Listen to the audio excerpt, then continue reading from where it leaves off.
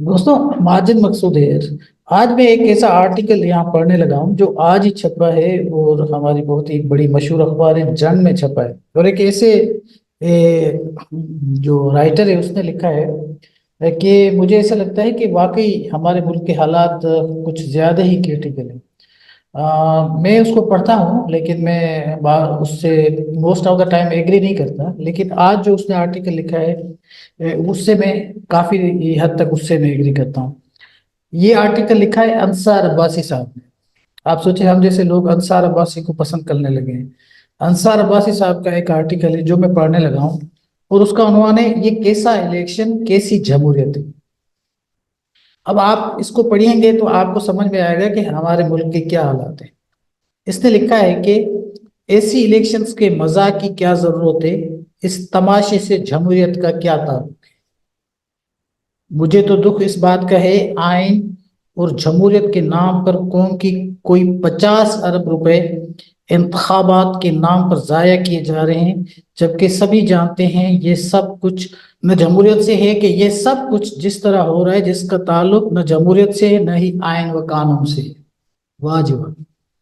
मैं 9 मई के हमलों के खिलाफ हूँ और चाहता हूँ कि जो लोग इन हमलों में शरीक थे उनको मास्टरमाइंड समेत सजा दी जाए, उन्हें इंतखाबात में हिस्सा लेने की इजाजत भी ना दी जाए, लेकिन पूरी की पूरी सियासी जमात को ही इलेक्शन से माइनस करने के लिए जो जो कुछ किया जा रहा है वो ना दुरुस्त है और ना ही उसका कोई सियासी, कानूनी और अखलाकी जवाज है। अच्छा, मैं अंसार भाई से थोड़ी, हालांकि इसने बात ठीक लिखी है, लेकिन एक बात से थोड़ा सा उससे सवाल करना चाहता हूँ। जो ये 9 मई के हवाले से उसने कहा है कि उनको, मैं से मेरा सवाल ये है कि 9 मई को अगर ये जो लोग प्रोटेस्ट कर रहे थे, पीटीआई वाले, अंसार अब्बासी भाई, अगर ये लोग, इन लोगों पे एक या दो गोलियां चल जाती, हवाई फायर हो जाते, या जो कुछ कर रहे थे एक आध किसी को जख्मी कर देते, तो ये बदनामी होती? मेरा ख्याल है नहीं होती। क्योंकि हमने देखा है बहुत सारे मोब को डील करते हुए, पुलिस को, लॉ इन्फोर्समेंट एजेंसीज को, वो जब भी इस तरह की कोई बात करते हैं, मतलब है कि कोई स्ट्रेटेजी अप्लाई करते हैं, दो तीन फायर कर दिए, एक आध जख्मी कर दिया, तो कुछ नहीं होता। लेकिन अगर सारे के सारे भाग गए तो एक्शन सिर्फ पार्टी पर, भागने वाले पर कोई एक्शन नहीं होगा।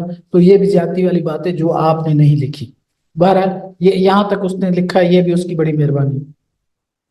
अच्छा, आगे लिखते हैं कि आजाद हैसियत में भी तहरीक इंसाफ के उम्मीदवारों को इलेक्शन लड़ने में मुश्किलात दरपेश हैं। अगर उनके साथ यही करना था तो फिर इलेक्शन लड़ने की इजाजत ही न देनी चाहिए। टीवी चैनल्स नवाज शरीफ, मरियम नवाज, बिलावल वगैरह की तमाम तकरीरें तकरीरें लाइव दिखा रहे हैं, लेकिन तहरीक इंसाफ वालों के लिए कॉर्नर मीटिंग भी मुमकिन नहीं। अगर पूरी जमायत को ही रियासत मुखालिफ समझा जा रहा है तो फिर ऐसी जमायत पर पाबंदी का कानूनी रास्ता निकालना चाहिए था। आइन व कानून की नज़र में तहरीक इंसाफ एक कानूनी जमायत है जिसे इंट्रा पार्टी इंतखाबात न करवाने की वजह से इंतखाबात में बहैसियत सियासी जमायत हिस्सा लेने की इजाज़त नहीं दी गई। सुप्रीम कोर्ट के फैसले के बाद तहरीक इंसाफ से ताल्लुक रखने वाले उम्मीदवार आज़ाद हैसियत से इलेक्शन में हिस्सा ले रहे हैं, लेकिन उनके मुतल्लिक अब कहा जा रहा है उनमें से जो इलेक्शन जीत भी लेंगे उनकी अक्सरियत को नून लीग, पीपल्स पार्टी और इस्तेकाम पार्टी में दबाव या लालच के जरिए शामिल करवाया जाएगा। ये उनकी प्रिडिक्शन है, हो सकता है वो शामिल हो जाए। बड़े फख्र से कहा जा रहा है कि जरदारी साहब तो इस काम में मास्टर हैं। जहांगीर तरीन का कहना है कि उन्होंने माजी में भी ये काम किया, अब भी करेंगे, जबकि नून लीग भी यही उम्मीद लगाए बैठी है। ऐसे आज़ाद अरकान असेंबली उनके साथ ही मिलेंगे, यानी इलेक्शन जाली फिर जाली, इलेक्शन के नतीजे में आज़ाद अरकान की खरीद व फरोख्त, और फिर इसके नतीजे में बनने वाली हुकूमत। ये है हमारी जमहूरियत। वाह भाई वाह। ये सब कुछ गलत हो रहा है, सबको मालूम है कि ये सब धांधली है, लेकिन उसके बावजूद सब इलेक्शंस का ये ड्रामा सजाने पर मुसर हैं। ऐसी जमहूरियत से पाकिस्तान को क्या मिलेगा? जो लोग چور دروازے سے اور آزاد اراکین کی خرید و فروخت کی آس لگا کر اقتدار میں آنا چاہتے ہیں، ان سے بہتری کی کیا امید لگائی جا سکتی ہے؟ سیاسی انجینئرنگ اگر غلط تھی تو آج کیسے جائز ہو سکتی ہے؟ ایسے ماحول میں جب سب کچھ ہی گڑبڑ ہے، انتخابات کی شفافیت اور آزادانہ ہونے کی بات ایک مذاق سے زیادہ کچھ نہیں۔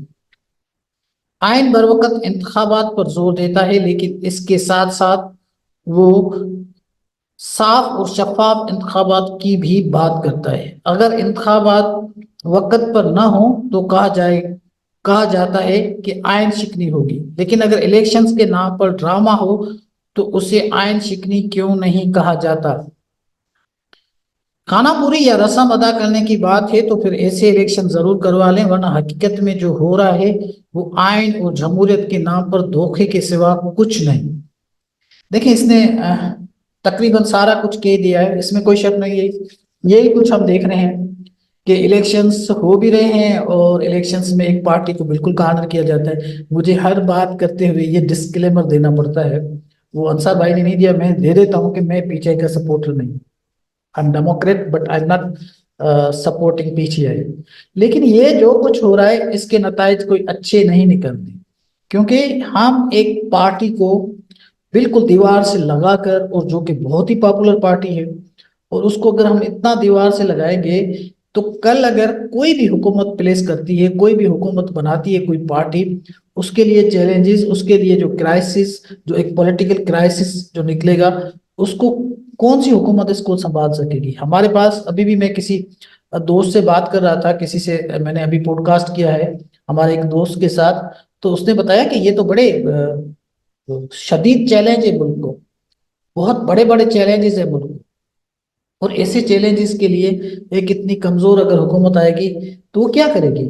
تو میرے خیال ہے یہ میں کریڈٹ دیتا ہوں انصار عباسی صاحب کو کہ اس نے اتنا بالکل ایک اوپن آرٹیکل لکھا ہے، اور ساری بات جو ہے وہ ایک آرٹیکل میں کہہ دیے جو ہمارے ملک میں ہو رہا ہے۔